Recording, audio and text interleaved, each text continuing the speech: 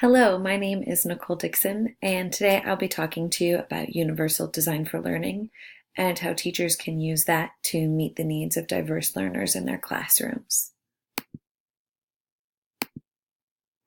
Now, you might be wondering what universal design is. Universal design is the design of products and environments to be usable by all people to the greatest extent possible without the need for adaptation or specialized design. This theory was created by Ron Mace, who was a wheelchair user and also an architect, who realized that buildings needed to be designed with all users in mind. One example of this is building a ramp and a staircase so that wheelchair users have an opportunity to move from one floor to another floor in a building. His idea is that if you build a gentle slope, rather than just a staircase and a ramp, more people's needs will be met than just the wheelchair user. This theory has been brought into education in the design of a framework called Universal Design for Learning. This research-based framework focuses on meeting the needs of an increasingly diverse group of students. This video provides a really great overview of Universal Design for Learning, and it makes the concept less abstract and more concrete. This is Ken, and these are Ken's classmates. This is their teacher. He has a goal for them and has asked them all to follow the same path to reach that goal. Some of the students follow the path with no complications, easily and quickly reaching the goal. Some students may wander off the path and need additional assistance staying on track.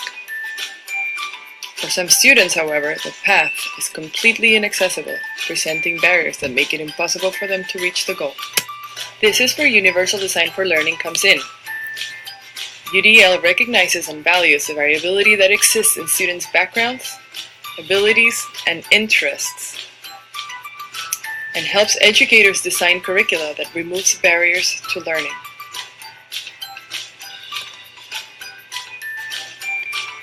By providing different paths to reach the same goal, UDL supports the different ways in which learners take in information, express what they know, and engage in learning.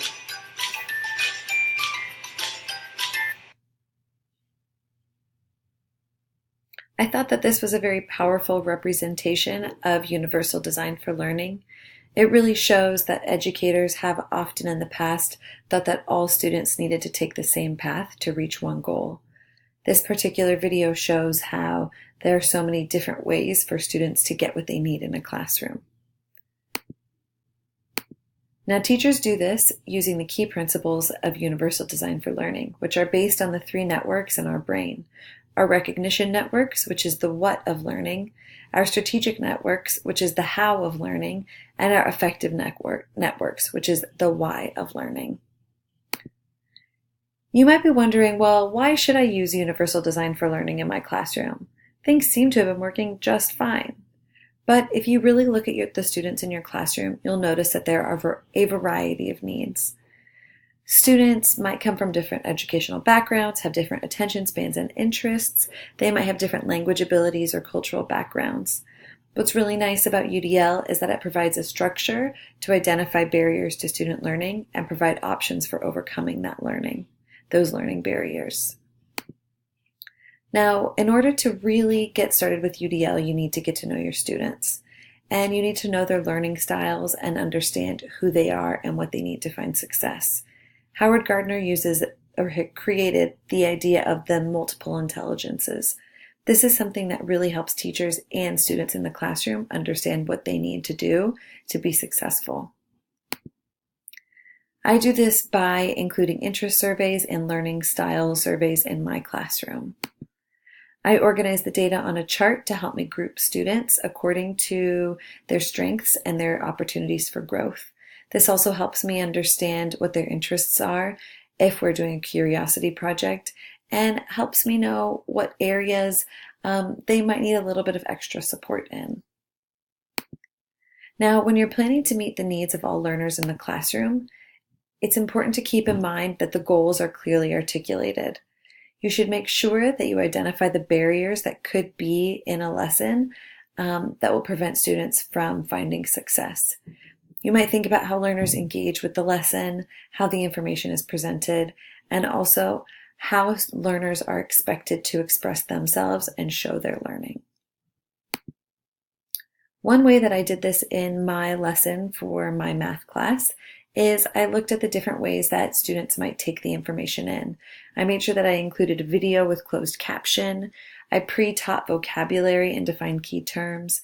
I paused during the video to reiterate important concepts and clarify any misconceptions. I also did a pre-assessment and connected to any familiar concepts they might have seen in years past. Throughout the lesson, they also had guided practice using whiteboards to draw equal groups so that they could demonstrate their understanding. Action and expression is one of the most challenging ways to differentiate for all student needs in a classroom.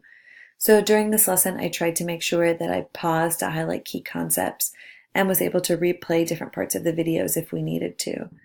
Students used whiteboards and counters to demonstrate their understanding of the learning so that I was able to constantly see how they were learning and understanding the concept and give them feedback. I could also clarify any sort of information that they were having a difficult time understanding. They also were able to speak with a partner in a Think, Pair, Share activity. In order to engage students and get them interested and stay interested in learning, I try to make sure that I use interactive strategies throughout the lesson. So all of the kids had opportunities to use whiteboards and counters so that they were practicing the concepts that I was teaching them as they were being taught these new concepts. I also used an app called Seesaw, which they were able to record themselves discussing and using visuals to show what they learned about that concept. These lessons are supported by the constructivist theory of Jean Piaget and Lev Vygotsky, who introduced the idea of constructivism.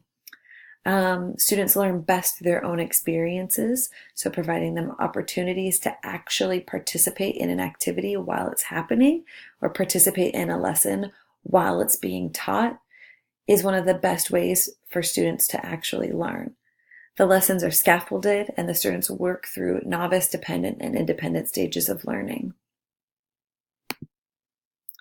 I used a variety of resources to support student learning, including videos, manipulatives, personal whiteboards, and the Seesaw app. These changes helped my students stay engaged in the lesson, and they were able to give me multiple opportunities to see their learning ability and their understanding of the concepts I was teaching. The majority of this lesson is formative assessments. It's the beginning of our first multiplication and division unit of the year.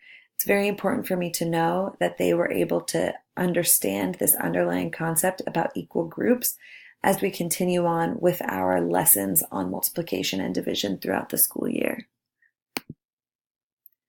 Thank you so much for watching. Here are some of the references that I used throughout this video. Have a great day and good luck with your journey into Universal Design for Learning.